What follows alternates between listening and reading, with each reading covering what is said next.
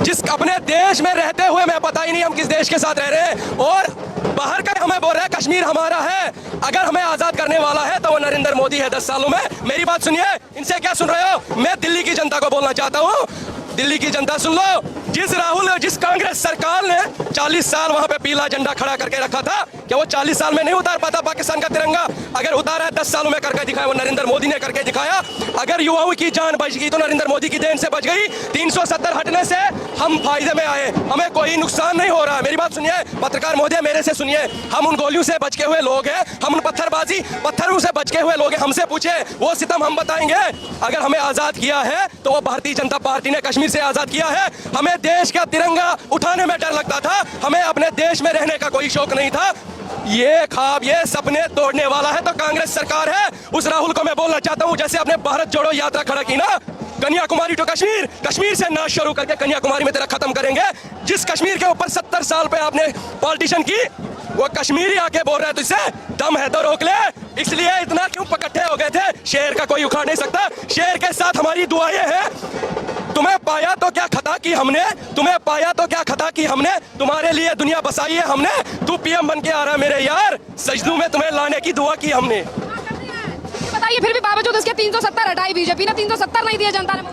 370? आप किस 370 की बात कर रहे हो? 370 कश्मीर में था तो आतंकी दुकानें थे। जब 370 कश्मीर में था तो पता है क्या था? पीला झंडा बाहर दिखता था। जब 370 था तो हमारे जैसे युवाओं की जान चली जाती थी। जब 370 था और कांग्रेस जैसे नेतागर वहां पे राजनीति हमारे जानू पे खेली जाती थी, और अब तुम 370 की बात कर रहे हो।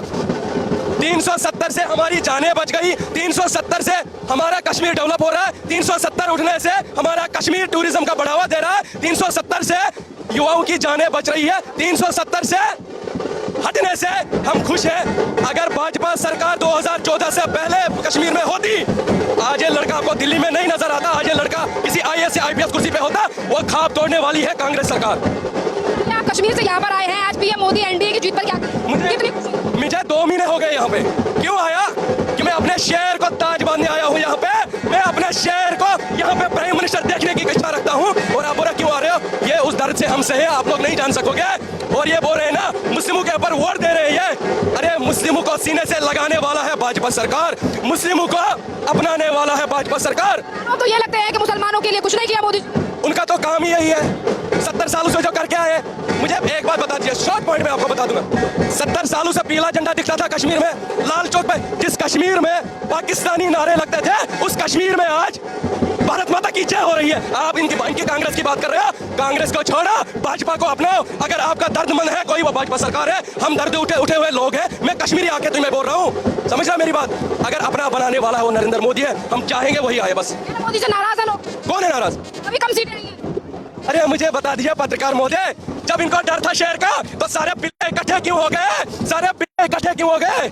हमें इससे डर नहीं 400 पार आए ना आए, हमें इस चीज का डर था मोदी आना चाहिए। लेकिन वो तो आ गए। मैंने 5 दिन पहले मिठाइयाँ बांटी, वीडियो चेक करो।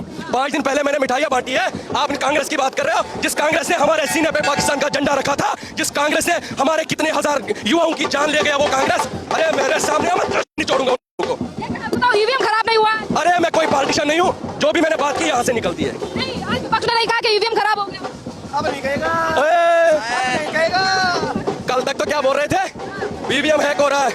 कल जब हार्ट अटैक आना शुरू हो जाएगा तो ईवीएम का दोष जाएगा कि वैक्सीन पे ऊपर हो जाएगा। समझ जाओ। अब कहना लोकतंत्र की जीत है। अरे हंसी आती है आप जैसे पत्रकारों पे। ये देखो हमारे मोदी का करम, ये देखो हमारे नरेंद्र मोदी का करम। ये नहीं नजर आ रहा है तुझे? हमें पता है जो बंदा सच्चे दिल से किसी मैदान में उतरता है, उस बंदे के लिए पूरी जनता खड़ा हो जाती है। बस क्या कह रहा है? जीत तो 400 पार नहीं किया मोदी जी ने।